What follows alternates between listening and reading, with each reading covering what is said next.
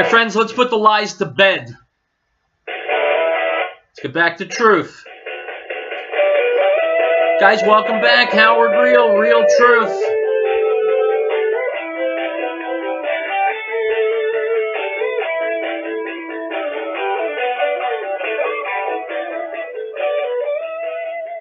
All right, then. Welcome back to Riell Truth. 877-254-7524. Brand new week, two-wit item. From Breitbart, Thursday on CNN's Anderson Cooper 360. Harvard law professor Alan Dershowitz called into question the purpose of the Department of Justice naming Robert Mueller as a special counsel to investigate Russian involvement in the 2016 presidential election. Dershowitz argued Mueller's appointment would benefit Trump given that, quote, collaborating with the Russians to get elected wasn't illegal, and Mueller's role would be to investigate illegalities. Quote, I think he will be the beneficiary of the special prosecutor, Dershowitz said about Trump. A special prosecutor is supposed to investigate a crime, and most of the things that have been leveled at the Trump administration are not criminal acts. Collaborating with the Russians to get yourself elected, not a criminal act. Terribly morally wrong, but not criminal. Same thing is true with the leaking of the information to the Russians. Unquote. My friends, no one is speaking about Hillary Clinton collecting tens of millions of dollars from various and sundry parties. The head of her campaign being partners with his brother with a venture, multi-million-dollar venture in Russia. But no one was asking why that wasn't collusion to affect an election. Dershowitz is right. Now, the important thing to know about Dershowitz is he's a Hillary voter. He's a liberal. But he's also an honest guy. And he says, no, there's no reason for a special prosecutor. Trump didn't do anything illegal. And so what he's really saying is that this is all just smoke and mirrors by the left, by the media, who want to, A, distract from all the great things Trump is doing, and B, actually hamper the Trump administration in continuing to do these great things. This is just another fact, another piece of evidence that the liberals, and specifically in the media, have become the adversaries of the American people. They're working against fixing all the different things that Trump is fixing. Now he's in the Middle East, and he's striking all the right notes, whether it's talking to the Palestinian terrorists, whether it's talking to Israel. He's going to be visiting the Vatican. He's trying to cobble together some kind of peace deal. It sounds to me like he's having an effect. The question will be, will he follow through on his campaign promise to move the American embassy to Jerusalem? If he does, then he continues unabated to follow through on his election campaign promises. If he doesn't, then we got a real serious problem here on the Trump train. It's Monday, and it's Riell Truth. We'll be back.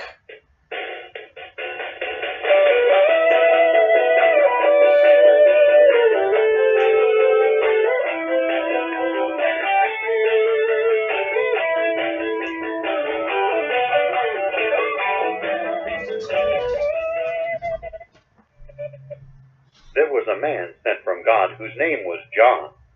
This man came for a witness, to bear witness of the light, that all through him might believe. He was not that light, but was sent to bear witness of the light. That was the true light which gives light to every man coming into the world. The Gospel of John, chapter 1, verse 6 through 9. This is Michael in the control booth at American Freedom Network, town to town. The American Freedom Network needs your help. Please call 1-800-205-6245. That's 1-800-205-6245 to make your donation. Or send a check or a money order to P.O. Box 1750, Johnstown, Colorado, 80534. That's P.O. Box 1750, Johnstown, Colorado, 80534. Help us keep the voice of truth and freedom on the air. And thank you. Douglas-born antique auto parts in Windsor reminds us, 1 of 7 missing children recovered is a direct result of recognition from a photograph. When you see a photo of a missing child, take a moment and study that child. This message from Douglas-born antique auto parts in Windsor, serving antique car enthusiasts all over the U.S. If you've got a classic car, call 970-686-2926. That's 970-686-2926, or visit RockyMountainRelics.net.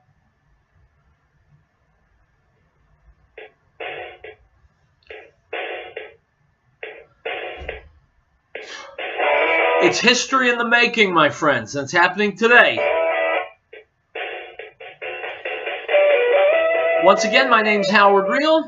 Show's called Riell Truth. You know it well. You've been listening for a while, quite probably. The call-in number, 877-254-7524. Less than an hour and a half ago, Donald Trump stepped to a lectern in Israel with Prime Minister Benjamin Netanyahu. Let's listen in. The Prime Minister of the State of Israel, Mr. Benjamin Netanyahu.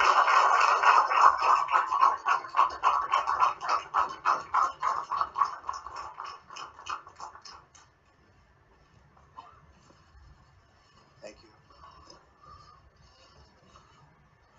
President Trump, Donald, Sarah and I are absolutely delighted to welcome you and Melania to the Prime Minister's residence in Jerusalem, the eternal capital of the Jewish people, the united capital of the Jewish state.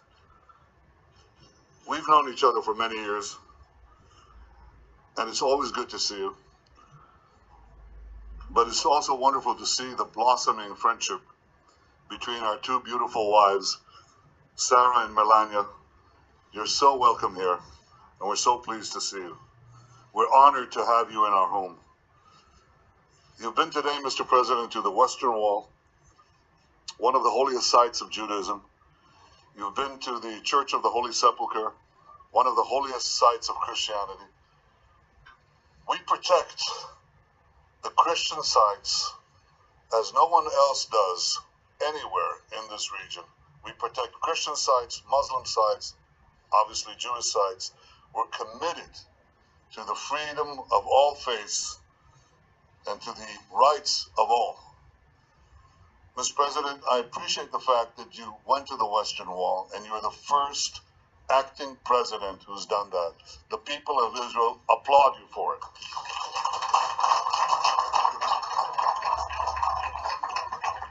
We had a terrific discussion today, and when I say terrific, it encompasses everything. We could talk about deregulation, we could talk about economics. I think we quote each other.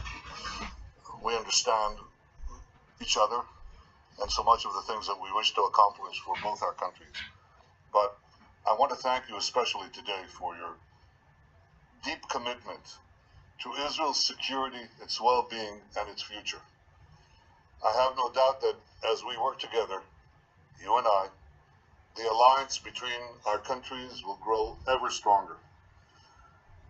I want you to know how much we appreciate the change in American policy on Iran, which you enunciated so clearly just an hour ago.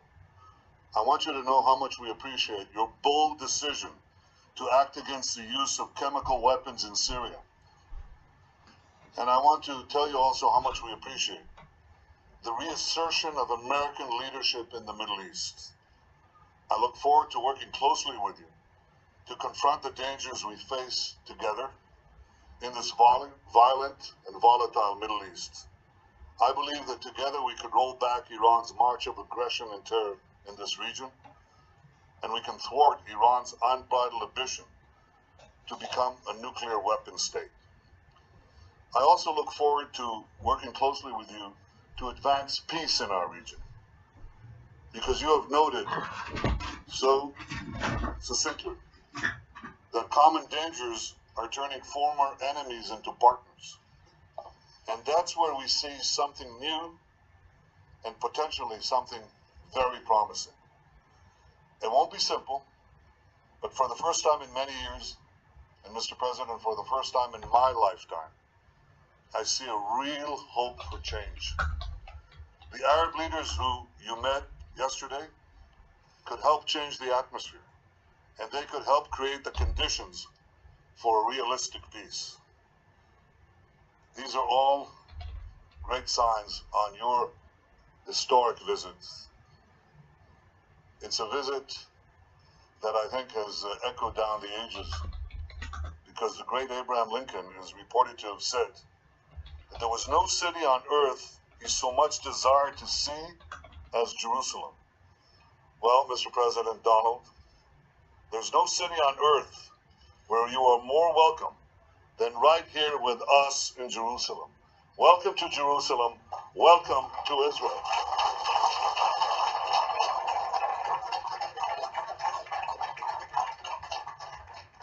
Thank you very much, and it's a great honor to be with my good friend, Prime Minister Netanyahu, and of course, Sarah, thank you.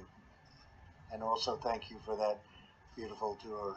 Melania is still talking about it. Thank you very much. You honored me and Melania by being one of the first world leaders to visit the White House, as you know. And we had a very good and sound discussion. And now you honor us again by welcoming us to your home on my first trip abroad as the President of the United States. This is a land filled with beauty, wonder, and the Spirit of God. I've been amazed by the glorious and beautiful monuments and holy sites and the generosity of your incredible people, because it's all about the people. I was deeply moved by my visit today to the Western Wall. Words fail to capture the experience. It will leave an impression on me forever. Today we reaffirm the unbreakable bond of friendship between Israel and the United States. A friendship built on our shared love of freedom, our shared belief in human dignity, and our shared hope for an Israel at lasting peace. We want Israel to have peace. But we are more than friends. We are great allies. We have so many opportunities in front of us. But we must seize them together. We must take advantage of the situation. And there are many, many things that can happen now that would never have been able to happen before. And we understand that very well. Yeah, my friends, we understand that very well. What he's saying without actually saying it, that's political speak, that's diplomacy, is that Barack Obama hates Jews, hates Christians, and his 8 years as president showed that very, very clearly. Under Barack Obama, there would be no peace in the Middle East because he was always supporting, either outwardly or inwardly, the Islamic terrorists. Now we have a chance for real peace. When we come back, I think I'm going to throw it back to the president speaking from Jerusalem, the home of the Jewish people. My friends, this is Riell Truth. Go nowhere.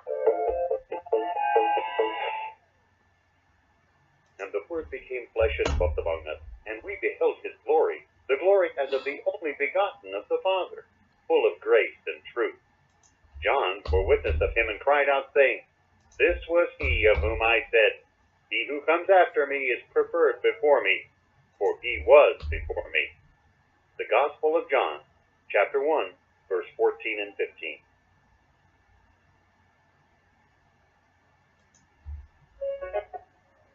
We hold these truths to be self-evident, that all men are created equal, that they are endowed by their Creator with certain unalienable rights, that among these are life, liberty, and the pursuit of happiness, that to secure these rights, governments are instituted among men, deriving their just power from the consent of the governed.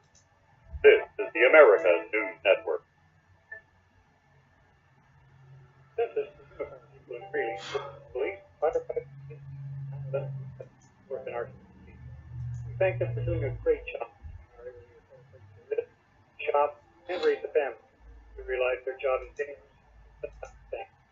This message is from Service Uniform People in Greeley. Call 352-2233. They're on the air because they care. And America.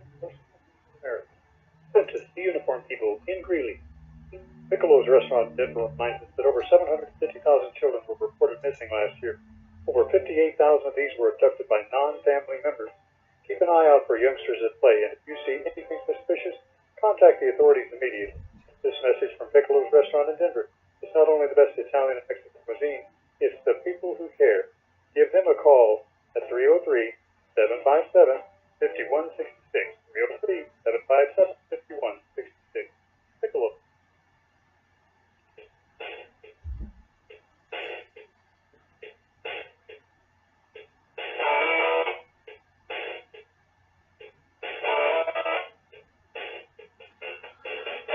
All right, guys, welcome back to Riell Truth. I am Howard Riell. I did the next best thing to continuing that video. I just put it on my Facebook page, Riell Truth Radio. Go there, listen to it, share it. It's great stuff because it's peace in our time in the region of the world where peace was not a viable alternative before. Let me throw it over to Rush Limbaugh, also talking about Donald Trump and the effect he's having on Washington, the media, and the immediate world. Here we go. Folks, I have to share with you an observation here. Let me tell you how this came about. Busy weekend. I didn't watch a lot of television until last night. I saw none of the president's. This is important to the observation. I didn't see any of Trump's stuff in Saudi Arabia live. I saw it on tape later. All I saw was textual reporting, websites, newspapers, and this kind of thing. And something struck me. And let me put it to you this way. Have any of you observed the complete, total difference in President Trump on this trip compared to the President Trump in Washington? Let me extrapolate or expand on this. The reporting on Trump, with a few obvious and predictable exceptions, has been over the top positive. Deservedly so. Trump is kicking butt on this trip, if I may say. Trump is defying, once again, all of the odds and all of the things that were predicted about him. If you'll remember, the left, led by the news media, has been telling us practically from the day that Trump announced his candidacy that he would be a complete disaster, particularly in foreign affairs and foreign relations around the world, and even more particularly in the Middle East. We have been told that Trump is so reckless and so dangerous and so stupid and so uninformed and ill-prepared that he could undo all of the great accomplishments of every president before him combined in less than 1 week. Such a boob is Trump. Trump would destroy any chance that our allies in the Middle East ever had of peace or of working with him. The United States and its precious image around the world would be destroyed by this bull in a china shop. Man. And instead, the news of this weekend, the achievements, the accomplishments, the rave reception that President Trump is getting everywhere he is going, the profound respect. Now, I understand that some of it may be flattery. I understand some of it may be calculated and not all genuine. But the point is, ladies and gentlemen, let me just cut to the chase. We're looking at two different presidents here if all we have to go on is the media. When Trump is in Washington, D.C., what is he? He is a genuine idiot. He is impolitic. He's uninformed. He's running a chaotic administration where nobody knows what anybody is doing. Whenever they do anything, it's disastrous. Trump is cruising down the road to impeachment. And yet, on this trip, Trump is being hailed as great and accomplished and appreciated as any previous president has been. Maybe a couple of exceptions on specific items. Now, how can that be? How can the Donald Trump of Washington be such an insufferable boob? So incompetent, so incapable, so impolitic, so brusque, so boorish, so politically incorrect, and yet when he leaves the United States and heads to a foreign country, he becomes the epitome of greatness. He becomes the epitome of restraint. He becomes the epitome of discipline. How can this be? Well, I can give you one really good answer. The Donald Trump of Washington doesn't exist. because the Donald Trump of Washington is what is reported in the drive-by media. The Donald Trump of Washington ends up being portrayed by all of these news stories that happen to be sourced by anonymous leakers. Every day in Washington at 5:30, there's a new bombshell in the drive-by media from an anonymous source, once again informing us how incompetent, how ill-mannered, how ill-prepared, how in chaos, how out of touch Donald Trump is.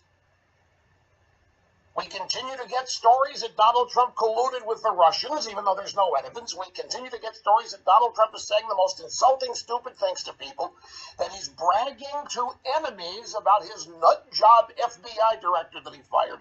None of it's substantiated. None of it is backed up by anybody other than anonymous leaks, but there are no anonymous leaks on this trip to the Middle East. So far, we don't have a single story that tells us that Trump told the king of Saudi Arabia, take the veil off, man. Get into the 21st century and look like a real man. For crying, what are you wearing, Sam? No leaks like this. We haven't had one leak about anything boorish, immature, childish, chaotic, incompetent that Trump has done on this trip. My point is that the Trump on this trip has been seen and shaped as unfiltered. The media has not been able to get themselves between whatever Trump is doing and saying and you. In Washington, it's just the exact opposite. The media is right there between Trump and you. And the media is telling you who Trump is and what he's saying and what he's doing, courtesy of anonymous leaks. But none of this so far on this trip. Now, I know I'm speaking prematurely here. It's entirely possible, in fact, predictable, that it won't be long before these kinds of leaks, because Trump is doing well, folks. Trump is shocking everybody. He's shocking the Democrats. He's shocking the Republicans. He's shocking the world. For example, who knew that Donald Trump was this religious? Contrast what's happened here in just the last 3 days with 8 years of Barack Obama. We have had no apologizing. We've had no bowing. We've had a president of the United States actually tell the heads of state of countries where terrorism is rampant to get rid of it, to drive it out. We've had a president of the United States directly confront Iran, whereas our previous president threw everybody else overboard for Iran. I'll get into more of this in detail as the program unfolds. Let's stop and think of this. Consider the Trump that you have seen and watched in Saudi Arabia and now in Israel. Contrast that with the president you see and hear reported on in Washington. The two men don't even look remotely similar. This trip should not be possible. The news coming out of this trip should not be possible based on what everybody is saying about Trump in Washington. Incompetent, boorish, impolitic, rude, mean, all of those things. And yet Trump gets off the plane in Saudi Arabia, gets off the plane in Israel, and is overwhelmingly respected and welcomed and appreciated. And I have to think that it's not all just because he has the title of president. I think it's a stunning contrast. How can these two completely different characters exist? The Donald Trump of Washington and the Donald Trump of this trip. Have you noticed this? Has anybody else noticed this? It's just me. And maybe it's not as big a deal as I think it is, but it's the first thing that struck me, especially not given. It's important to know I didn't watch any of this stuff live. I only read it. I couldn't believe what I was reading. I couldn't believe it. I wasn't reading instant slam dunks and constant criticism and stories making fun of and stories expressing fear. Oh my God, this man is destroying the world. He's destroying the country. Do you believe what he said to the king? None of that. His wife, Melania Trump, is a huge star on this trip. every which way possible. And she was herself totally in Saudi Arabia, did not bow to local convention. Everything that we have been told to expect from Donald Trump, based on the domestic media and the way they've covered and reported on him in Washington, we should have been quaking in our boots. We should have been in fear. Oh no, what's Trump going to say to these people to hack them off? How's he going to insult them? What inoffensive, selfish, childlike thing is Donald Trump going to say or do? Answer's nothing. There hasn't been anything childlike. There hasn't been anything insulting. In fact, it's the exact opposite. Look, I have seen the Saudis greet American presidents. I've seen them greet George W. Bush, George H.W. Bush, Bill Clinton, Barack Obama. And I'm telling you, I haven't seen what I saw this weekend. I've not seen it, folks. No, these think tank experts in Washington at the Woodrow Wilson Center, it's really, really a dangerous thing. It's just not right. The President of the United States should never, ever make his first foreign trip to the Middle East. Never, ever. Why not, Mr. Think Tank Special? Because it's too fraught with potential disaster. Because President Trump clearly is not sophisticated enough to know the idiosyncrasies, the customs, and the requirements. It's just too great a potential. The president needs to get more seasoning, travel other places for no president. That's right, no president ever has. Do you know that there has never been a direct flight from Riyadh, Saudi Arabia to Tel Aviv until Trump did it? Never. Now, granted, it wasn't a commercial flight. We've got the Prime Minister of Egypt, the President of Egypt, saying that Trump is uniquely equipped to do great things. The Saudis are so happy. People don't understand. The Saudi Arabian government, kingdom, hates Iran. They're scared to death of Iran, that Shia versus Sunni Muslim. And the Iranians are Persians. They're not Arabs. So it's a double whammy. There is no love lost, and the Saudis have been petrified over Barack Obama's peace dance and nuclear dealings with the nation of Iran. They are ecstatic to have Donald Trump. They were ecstatic to hear Donald Trump single out Iran. Now, I know he said, but Rush, he didn't say radical Islamic. So he got close enough, folks, and but Rush, Saudi Arabia is, they stand for worldwide terrorism. Yeah, but Trump went there and tackled it. You compare this to Obama's mindless, twattering, whatever it was, the Cairo speech, and nobody can still tell you what he said. I think we'll get into all of this in detail as far as the comments that were made. We have audio sound bites coming up. But the contrast is striking to me. Two completely different presidents. One of them on display, unfiltered for everybody to see. That's in Saudi Arabia and now Israel. And the other one is in Washington. Folks, I have to share with an observation. Rush makes a very good point, my friends. It has to do with truth, and it has to do with the media. The media, just like he said, it filters what comes from Trump, what comes to our ears. With the media doing the translating, Trump looks terrible. With the media out of the picture in the other side of the world, Trump comes through as A+, which he is. So turn off the media. Stop listening to the media. Don't go to the major media for your information and for your analysis. Go to the media you can trust. Right here. Item from Breitbart. Jaroslaw Kaczynski, chairman of Poland's ruling Law and Justice Party, says it was Germany's decision to open Europe's borders and his countrymen should not have to pay for their neighbors' mistakes. Absolutely correct. It's for Germany to reverse the damage it's done. We'll be back. More Real Truth. This is Michael.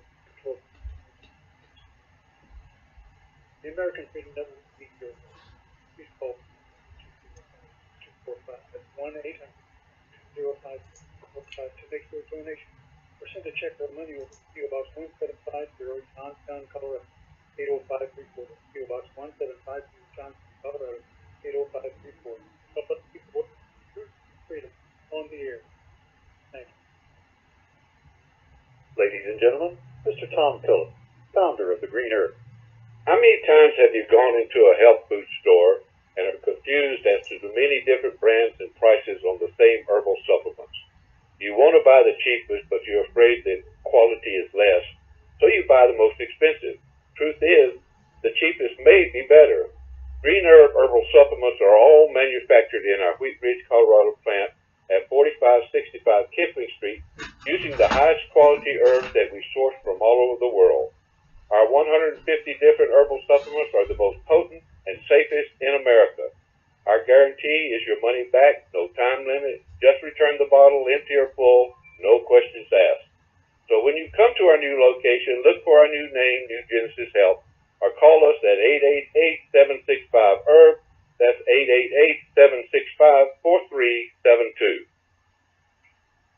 The associates at your 24-hour Walmart Supercenter in Lafayette remind you, no one anywhere is more noble, righteous, selfless, or courageous than our United States Armed Forces.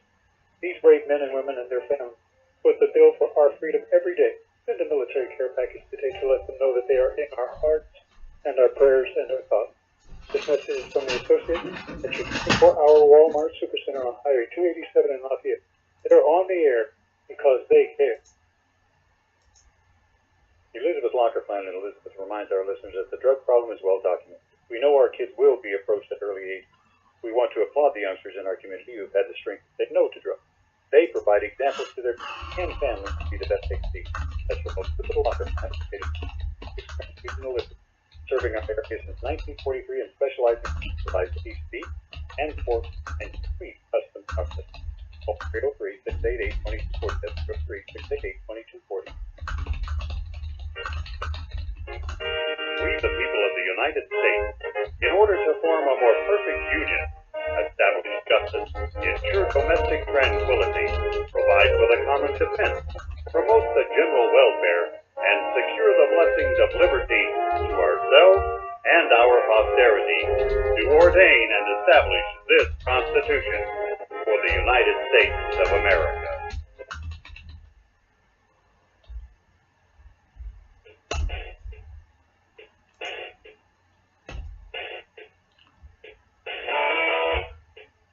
Guys, we just keep on going.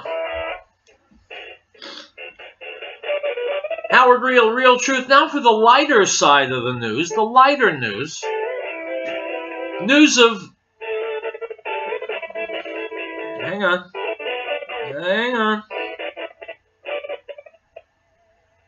All right.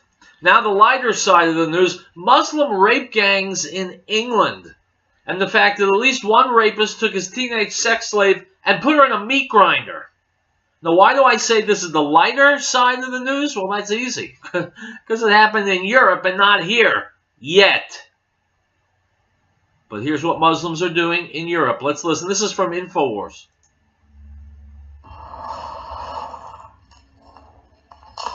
There's another city, there's another town, which you'll see something from us coming up on this soon. There's another town called Blackpool in the north of England. Now, the police identified one Muslim takeaway that was actually grooming 70 young children were groomed through this takeaway. Two young girls have never been found from this. Yeah, never found. Never found. One of the girls. We're talking about girls never found. I mean, wow. One of the girls, in tape recordings, the Muslim men admitted that they chopped her up into the kebab mincing machine. Yeah, they've never been to jail. They're still running that same Say tape. that again. They admitted they chopped her up. They chopped her up and fed her. They chopped her up and put her into the kebab mincing machine. And then when the girl's mum went in, this has all come out. When the girl's mum went into the kebab shop, because that's where her daughter used to hang around near these shops.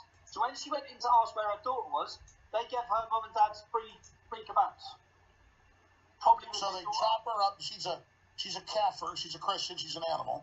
They chop her up and feed her to their parents. Muslims fed their dead daughter to her at kebab shop. You can look this up. The young girl, I've met her mum and dad. The young girl's name was Charlene Downs. Now, when the Muslims they were taken to court, but they got off on a technicality, and they were awarded £250,000 compensation. So when they're taken to court, the court rules for them. My friends, this is liberal politics where the criminal is the victim.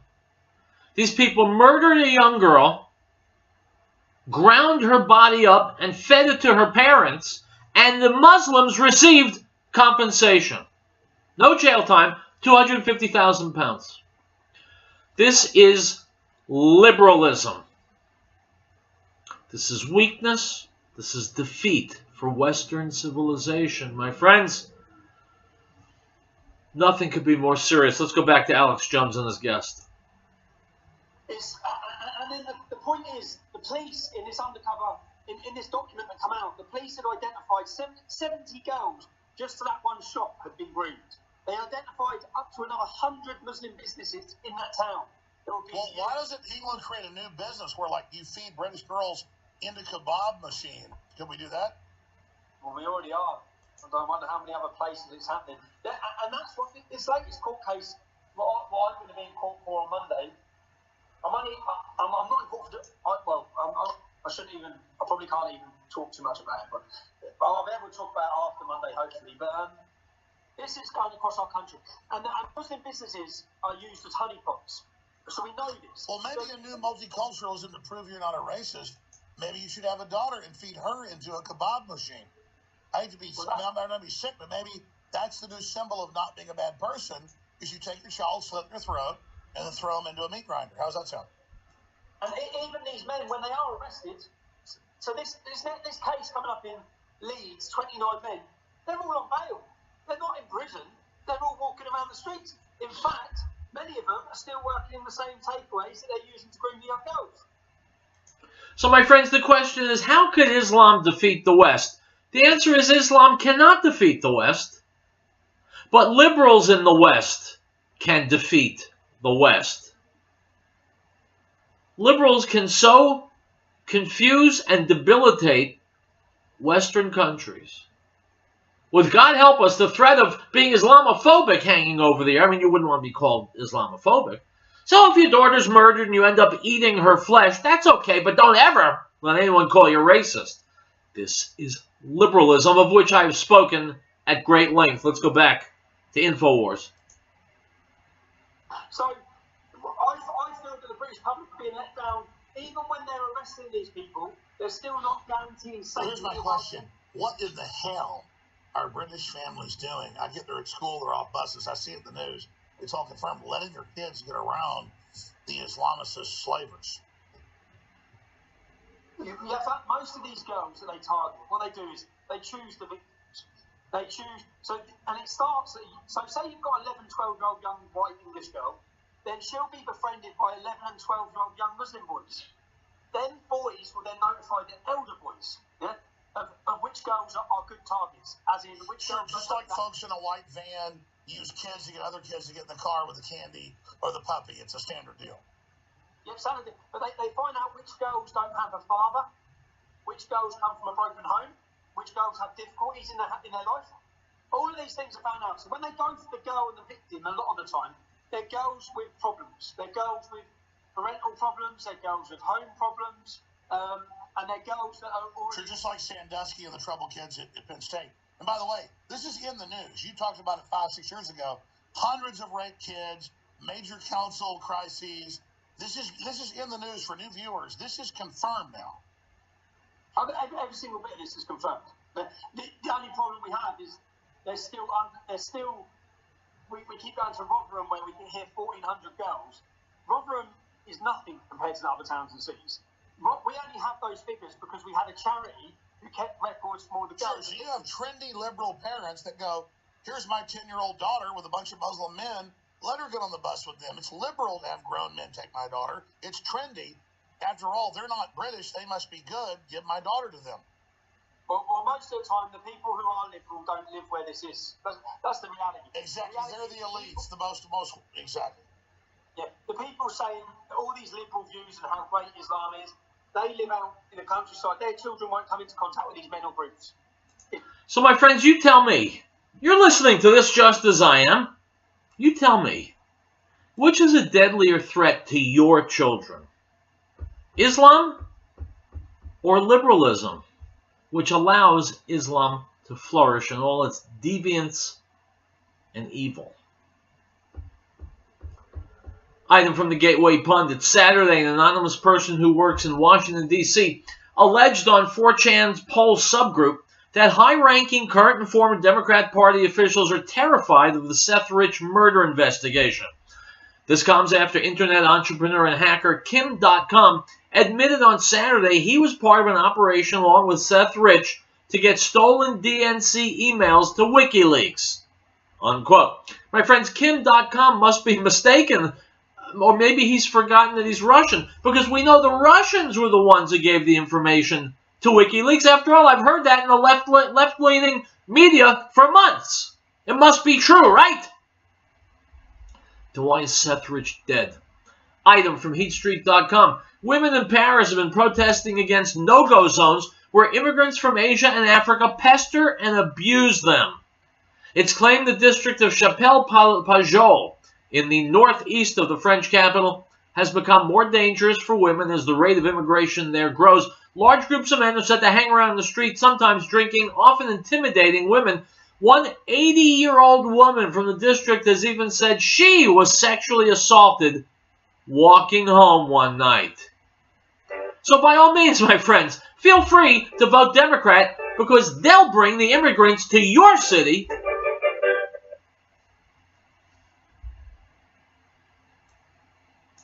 And of his fullness we have all received, and grace for grace.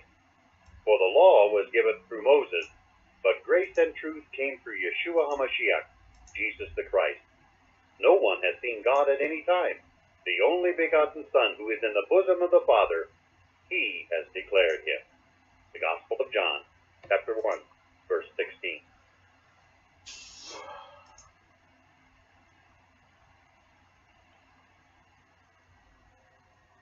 Article 4. The right of the people to be secure in their persons, houses, papers, and effects against unreasonable searches and seizures shall not be violated, and no warrant shall be issued but upon probable cause, supported by oath or affirmation, and particularly describing the places to be searched and the persons or things to be seized.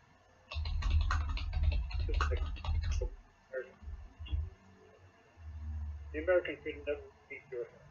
Please call 245. That's 1-800-0545 to make your donation.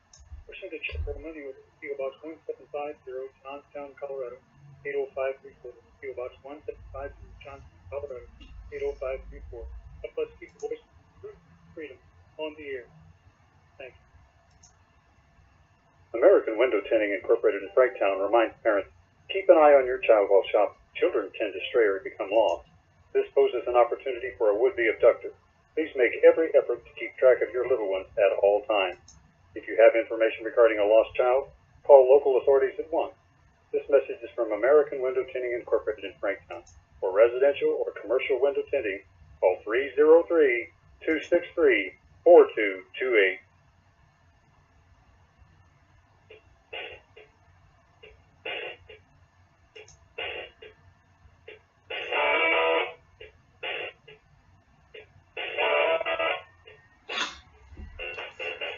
All right, guys, welcome back to Riell Truth. Howard Riell behind the microphone. Let's go to Fox News, Fox and Friends. Former Arkansas Governor Mike Huckabee. Let's wait for the music to finish. Former Arkansas Governor Mike Huckabee talking to Fox News. Here we go. GOP presidential candidate Mike Huckabee, who is live for us in Jerusalem. The president going to Jerusalem next, but this morning all eyes focused in Riyadh in Saudi Arabia. Mr. Governor, thank you very much for joining us. So before we get your reaction, we've got excerpts that just come out of portions of the speech that we believe that the president is going to be giving today in just a couple of hours. One that really stuck out to us is this is not a battle between different faiths, different sects, or different civilizations. This is a battle between barbaric criminals who who seek to obliterate human life, and decent people of all regions who seek to protect it. This is a battle between good and evil. Just a new one we just got. It says it all means standing together against the murder of innocent Muslims, the oppression of women, the persecution of Jews, and the slaughter of Christians. Barbarism will deliver you no glory. What do you anticipate from the president today? Well, I think he's going to give a very candid speech. This is bold language, especially to be going to Saudi Arabia and saying that in Riyadh. But it's also an important message for the world, and I'm so delighted to see that while this president understands there's a place for diplomacy, he also recognizes there is a bigger place for candor and clarity, and he's bringing that in his message today, and bravo for that. How does he keep that momentum, Governor? Because, of course, the speech is important, but more importantly, it's how they follow through with it after that speech, how they make sure they continue to work together to make progress when it comes to fighting terrorism. How do they keep that momentum? I think what's important here is that he's laying out a framework, something that we have not had in a number of years, where he's saying there's some things that are simply unacceptable, intolerable, and we all have to share in the responsibility to stand against it. He's been widely criticized for using terms like radical Islamic terror, but he's been unafraid to talk about the fact that when you take any type of religion and use it as a way of murdering masses of people in the name of the religion, you can't ignore that there is a religious element to that. And I think that that kind of moral clarity is what has been so desperately needed. He's doing that in the speech today. I think he's going to do it throughout this entire trip. You're in Jerusalem. I'm curious how things are reverberating there. Dan Bongino on our show earlier this morning said it's interesting that the way the president chose Saudi Arabia first, to go there first before going to Jerusalem. How is that playing out in the region? Well, I think a lot of people here in Israel are very excited that this will be the first U.S. president to ever go to the Western Wall and make a personal visit. He's going to go to Yad Vashem and lay a wreath. He will make a speech at the Israeli Museum. He'll meet with the president and the prime minister. It's going to be a very significant visit, and it doesn't matter in which order it comes, whether it's here first, Riyadh first. That's irrelevant, especially to the people here. They are delighted to see this president come. But I tell you, they're also going to be straining to hear, will he move the embassy? Will he try to influence Israel to stop building neighborhoods in Judea and Samaria? And if he makes that message, which I don't think he will, but if he were to do it, it's not just an impact in Israel, but that message would have very negative repercussions for the president with the evangelicals in America who were largely responsible for him being the president today. Governor, reminds you how important each word is, it can be in these speeches, especially on foreign soil. What you say, why you say it, and when you say it really matters and sends signals. You know, for 8 years, the mainstream media didn't care if Barack Obama used the phrase radical Islamic terrorism. President Trump was willing to say it. Now folks say, will he say it, will he not say it today in front of that audience? How important do you think it is that he use that phrase or not use that phrase? I don't know that it's all that important that he incorporates it into the speech. He's been very clear. As long as he doesn't apologize for it, and as long as he doesn't apologize for America's moral clarity in standing against this type of barbaric behavior. And this is a president so far, not just in his trip, but in his first 100+ days as president, he has not issued apologies for who America is, what we stand for. And I think that that's been a clear signal to all these world leaders, not just the ones he's meeting with, but across the globe, that this is a different kind of president than we've seen. Well, you say that. I mean, you watched the warm welcome that we all saw play out yesterday when President Trump arrived in Saudi Arabia, when King Salman greeted him at the tarmac, reached out, shook the First Lady's hand, Ivanka Trump's hand. You know, next he's going to Jerusalem, as Pete said. What is the mood there compared to, you know, when former President Obama was there? Is there a different sentiment now? Oh, very much so. I mean, there's an anticipation. They believe that Donald Trump is their friend and that he doesn't have some grudge against Israel. And I think that's making for a great excitement here. But I want to be very, very clear that, you know, some people have criticized, well, he's in Saudi Arabia and they don't give, you know, human rights the level it should. We all get that. But here's something that Barack Obama did do. He actually brought the Saudis and the Israelis quite close together. I know that may sound strange to some people, but they all recognize, for example, in Riyadh, they know that Israel is not going to invade them. They offer no threat to them. but they also have the common enemy of Iran. They know that it is the Iranian government that has said they're going to wipe Israel off the face of the map and destroy the United States, and that they would love to go after the Saudis and every Sunni nation. So, frankly, the common enemy is not Israel, even among the Gulf states. The common enemy and maybe target is the Iranians, especially should they, God forbid, get nuclear weaponry. Yeah, that's... And if they do, you can thank Barack Obama and the Democrats for it. Item from thehill.com. Saudi Arabia and the United Arab Emirates will reportedly pledge $100 million towards a fund for women entrepreneurs that was built by Ivanka Trump. The Wall Street Journal reported that the World Bank's Women Entrepreneurs Fund, an idea that the president's elder daughter proposed, will work to help women in the Middle East who want to start their own businesses. Unquote. My friends, that's leadership. That's what affects lasting positive change. What kinds of innovative programs did we see from Barack Obama or being talked about by Hillary Clinton? None. Item from Breitbart. Illegal aliens in San Francisco have reportedly begun abstaining from food stamps in the belief it will help them avoid being detected by the Trump administration. In fact, so many residents have turned against food stamps that the city is, quote, concerned, unquote. Because the city is the most liberal city in America, governed by idiots, and they allow the illegals to stay, they should be delighted that the food stamp rolls are going down. Instead, they're concerned. Again, liberals as the enemies of America. Will be back.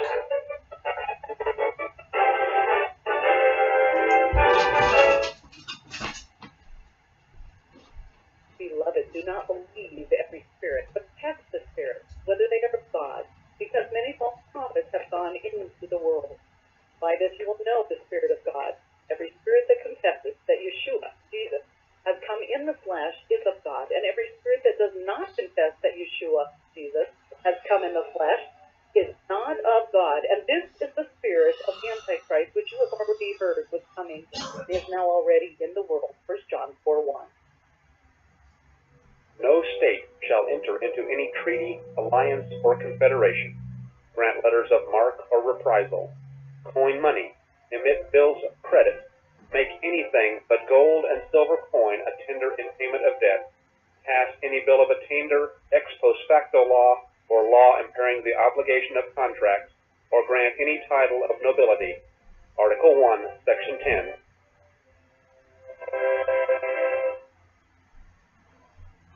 This is really we thank them for doing a great job. Live, shop, and raise the family. We realize their job is dangerous, sometimes thanks. Really, call 352-2233. They're on the air because they care. And Simplest, the uniform people in Greeley. Piccolo's restaurant in Denver reminds us that over 750,000 children were reported missing last year. Over 58,000 of these were abducted by non-family members. Keep an eye out for youngsters at play, and if you see anything suspicious, contact the authorities immediately. This message from Piccolo's restaurant in Denver. It's not only the best Italian and Mexican cuisine, it's the people who care. Give them a call at 303-757-5166. 303-757-5166. Piccolo.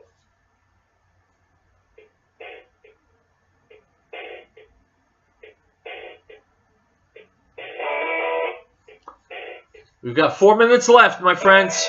Let's use them wisely. Item from Breitbart. Duke Divinity School has forced out a professor who refused to kowtow to the liberal academic zeitgeist in the latest example of the demise of free intellectual inquiry and expression on America's college campuses. The crime of Professor Paul Griffiths, a professor at Duke Divinity School, was openly speaking his mind regarding a racial equity training program offered on campus. When one professor praised the program in a faculty-wide email, Griffiths responded in kind by advising his fellow professors to avoid the workshop as a, quote, anti-intellectual exercise in political correctness.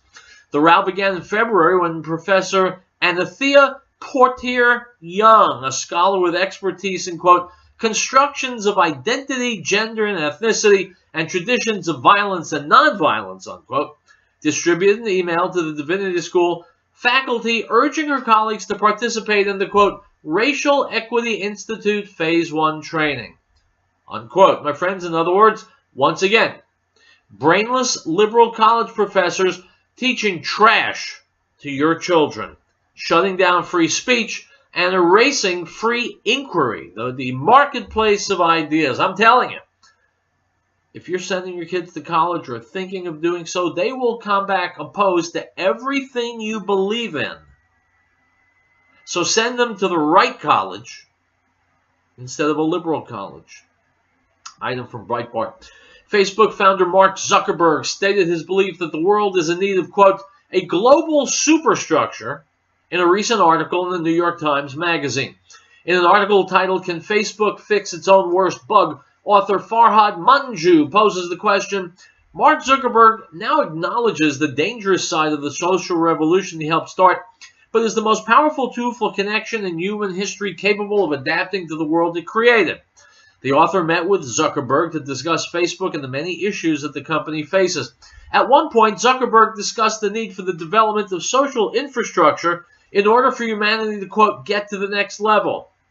He said, quote, there's a social infrastructure that needs to get built for modern problems in order for humanity to get to the next level.